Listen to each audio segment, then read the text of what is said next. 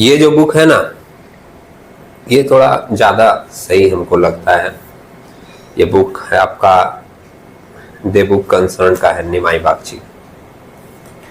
एक साइड में बंगाली वर्जन भी दिया है और एक साइड में इंग्लिश भी दिया है। जो बंगाली स्टूडेंट हैं उनको भी सुविधा हो जाएगा आराम से, अगर वो लोग सिर्फ बंगाली में पढ़ते होंगे तो, है ना। अपने इंग्लिश वाला देखते हैं। किसी के पास अगर आंसर का नॉलेज होगा तो आप लोग क्या कीजिएगा, अपना आंसर बताइएगा।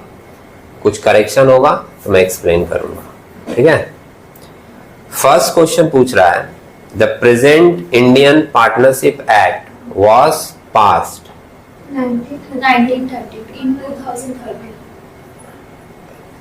हाँ, अभी जैसे उसके दिमाग में क्या आया है पता है, 2013 में, मैं बता दूं यहाँ पर ध्यान दीजिएगा, वो प्रेजेंट वर्ड देखकर, जैसे मान लो एक के दिमाग में आ गया कि अभी कौन सा चल रहा है, तो कभी चर्चा हुआ होगा उसके पास, कहीं भी हुआ हो, हम किए हो या स्कूल में हुआ हो, तो इसके दिमाग में क्या आया है कि अभी कौन सा एक्ट चल रहा है। वो जो 2013 है वो पार्टनरशिप एक्ट नहीं है, वो कंपनीज एक्ट है। सुने अभी, ओ हाँ, अब देखिए, सुनिएगा, इसीलिए क्या होता है, डिटेल में पढ़ना जरूरी होता है। क्यों जरूरी होता है? मान लो अगर तुम मिस्टेक भी किए तो जैसे ही तुमको हल्का सा हिंट दिया जाएगा या एक्सप्लेनेशन शुरू होगा, तुम्हारा दिमाग बोले हाँ हाँ हाँ सही बात है, समझ रहे आप कहाँ गलत हो, तुरंत आपके दिमाग में आ जाएगा। तो जो 2013 का चर्चा हुआ है ना, वो कंपनीज एक्ट है। कंपनीज एक्ट अभी अमेंडेड होकर चल रहा है, नया वाला कौन सा, 2013, लेकिन पार्टनरशिप एक्ट वही है 1932। समझे? तो इसका ऑप्शन होगा कौन सा वाला, बी, ठीक है। Question number 2, according to section 4 of the Indian partnership act, a partnership is, 4 option है, a firm, a business, a relation, an association of person. Okay, अभी देखिए सबके दिमाग में जो बात आ रही है वो इसलिए आ रही है, और सारे गलत हैं, क्योंकि आपने as per section 4 Indian partnership act में जो पार्टनरशिप का डेफिनेशन है उसको ध्यान से पढ़ा नहीं। प्रॉब्लम होती है जब डिटेल में पढ़ाया जाता है, स्टूडेंट का माइंड क्या सोचता रहता है ज्यादातर कि तो एमसीक्यू चीज है, हम लोग तो एमसीक्यू पढ़ लेंगे, हो जाएगा, इतना क्या डेप्थ में जाना। डेप्थ में जाना इसलिए जरूरी है, समझ रहे मेरी बात।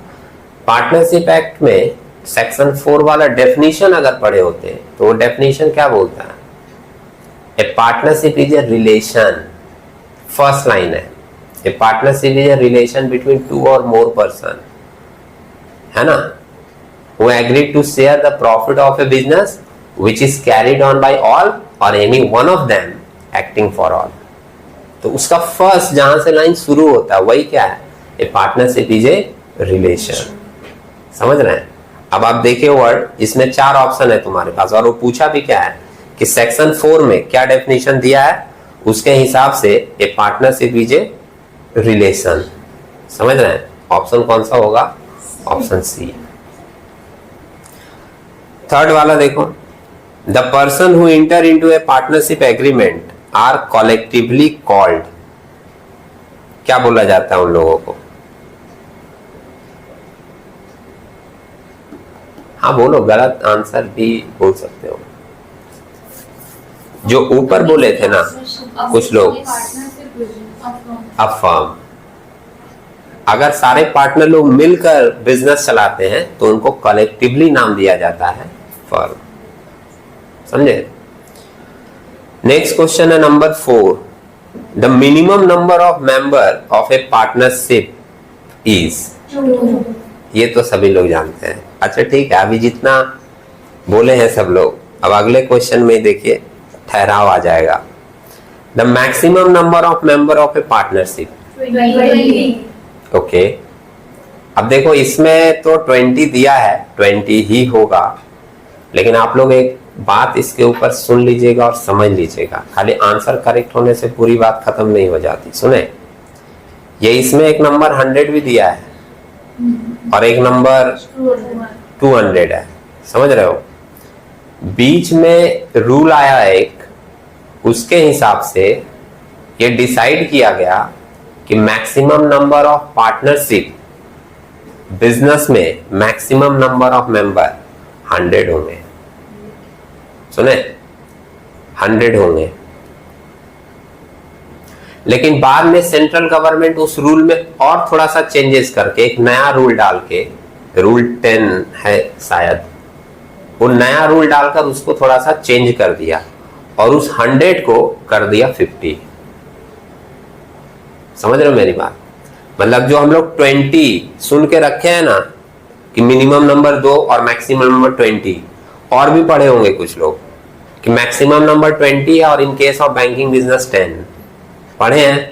लेकिन मैक्सिमम नंबर जो होता है ना, डिसाइड किया जाता है पार्टनरशिप का, वो पार्टनरशिप एक्ट 1932 के हिसाब से डिसाइड नहीं किया जाता, वो डिसाइड किया जाता है as per provision of the Companies Act 2013।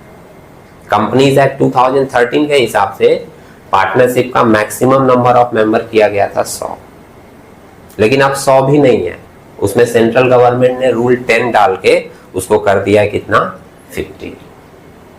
बात समझ रहे हो?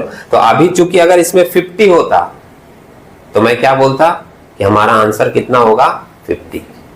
लेकिन 50 वाला ऑप्शन है नहीं, तो तुम 20 अगर बोल रहे हो तो ऑप्शन में अगर 20 है तो फिर 20 लिया जाएगा। बात समझे? और कहीं पर मान लो इसी बुक में, इसी बुक के आंसर में अगर तुम जाकर देखोगे तुमको 100 मिलेगा, लेकिन वो 100 वाला भी चीज क्या हो गया, अब चेंज हो गया। इसलिए आपको जब पढ़ाई करते ना तो सिर्फ आंसर देख के बात खत्म नहीं होती, तुमको उसका एक्सप्लेनेशन भी देखना होगा, उसमें क्या क्या नया नया चीज जुड़ा है, तभी तो इसी चीज को थोड़ा सा बदल के कहीं दिया जाएगा तो तुम वहां पर अपना आंसर करेक्ट दे पाओगे। बात समझे? कितना है, नंबर 5 किए ना। नंबर 6 देखो, नंबर 6 में बोल रहा है the act which define the maximum number of members of a partnership is. अभी सुन लिए थे क्या? मैक्सिमम नंबर ऑफ मेंबर किससे डिसाइड होता है, कंपनीज एक्ट से। अब जैसे मान लो ये लाइन तुम नहीं सुने होते तो on the basis of general thought तुम्हारे दिमाग में क्या था कि maximum number of member partnership का डिसाइड करना है तो पार्टनरशिप ही एक्ट डिसाइड करेगा ना, तो आपका ऑप्शन किसके साथ जाता, पार्टनरशिप एक्ट के साथ। लेकिन वो डिसाइड कौन करता है, कंपनीज एक्ट। नेक्स्ट है a partner of a partnership is. एक पार्टनर को पार्टनरशिप के केस में क्या बोला जा सकता है, क्या वो एक एजेंट होता है, एक प्रिंसिपल होता है, या प्रिंसिपल और एजेंट दोनों है, या लिखा है को ओनर, बोथ नहीं, एजेंट भी है प्रिंसिपल भी है, समझ रहे हो, काम करने वाला भी है काम करवाने वाला भी है, समझ रहे मेरी बात, बोथ है प्रिंसिपल एंड एन एजेंट।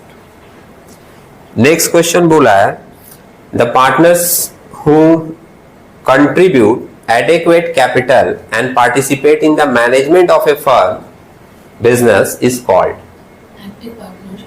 हाँ, क्योंकि एक्टिव पार्टनर ये होता है जो पैसा भी लगाता है और मैनेजमेंट में एक्टिवली काम भी करता है। सही ऑप्शन है।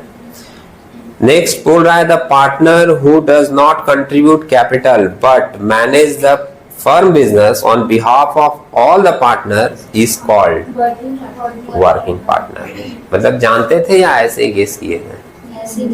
ऐसे ही ना, जानते थे। चलिए अच्छी बात।